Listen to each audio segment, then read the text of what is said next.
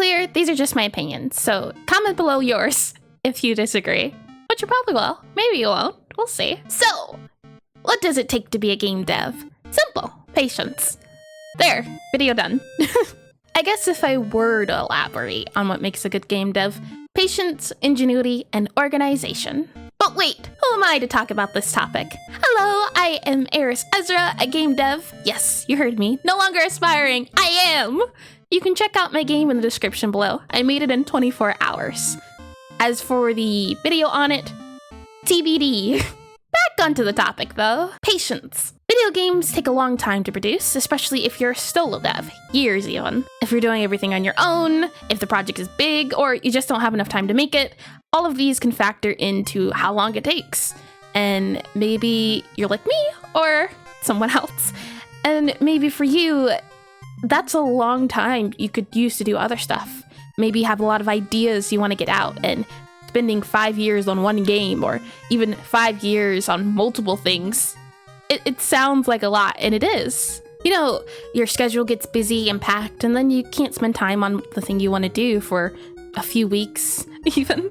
And then it just turns out to be, oh, I haven't worked on this project in a month. What do I do now?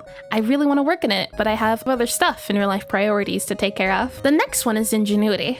During development, you're going to come across a lot of roadblocks. Programming games or becoming a programmer in general is all about problem solving.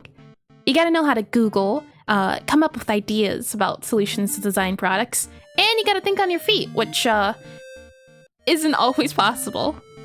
When you're coming up with games, it's not always what you think it's gonna be in the end. Even for the game I made, I had an idea, but towards the end, I had to scrap it because of time restraints. If you don't know how to solve a problem, you have to be able to know how to find the solution to the problem. And I think that's one of the biggest things when it comes to being a programmer, not even a game dev. You have to know how to Google, and that can be a skill in itself.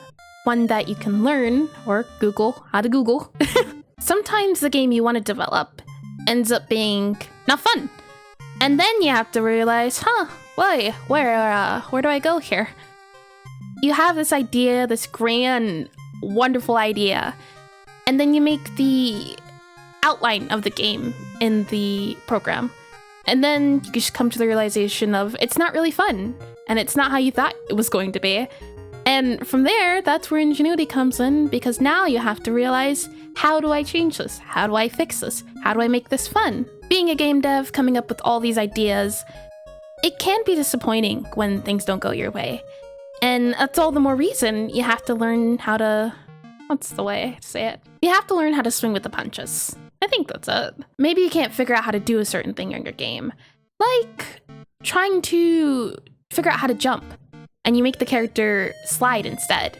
Well, if you can't figure out how to jump and jump's not going your way, maybe you can make a slide mechanic instead, and the game can turn into one of those sled sliding games. You know, the ones from Club Penguin. Yes, and lastly, organization. I'm talking about documents, spreadsheets, charts, and everything in between. Your game can't live in your head, especially a large game. This one's more easily solved than the others. You can just keep a journal down with you and jot down ideas, or use your phone with Document. I think another issue with organization is most don't know how to do it. When you have such a large project you want to get done, or even a small one, it's hard to know how to organize it coherently. Say, even if you were making a game like Pong, very simple, very easy. What if you want to make a score system? How do you make a score system? You don't have to, but I find myself listing out the steps to make it easier on myself later when I actually go to implement it. Ask myself, how am I going to implement it? Where, what, how much time it's going to take, and so on. Try to categorize everything into sections and systems, like with Minecraft. I want to make a survival sandbox game where you can build to your heart's content. What does that entail? Crafting systems, survival systems, exploration systems, mobs, multiplayer support, so on. You can see how something sounding so simple can actually just turn out to be this big mammoth of a project you can't quite fit. As for my recommendations on how to solve all of this, easy. Start simple. Your first game isn't going to be your magnum opus. Create lots of small games about topic related to your big idea. So, back to that Minecraft example, maybe you want to make a game like Minecraft. Maybe spend a bit of time working on a game that's all about multiplayer. Figuring out how to host and port forward, etc., etc. I still don't know much of the topic, but I do know there's a lot that goes into multiplayer features, and in the future I do want to create a multiplayer game, so I'll touch on it soon. Each iterations of these new topics let you learn something new.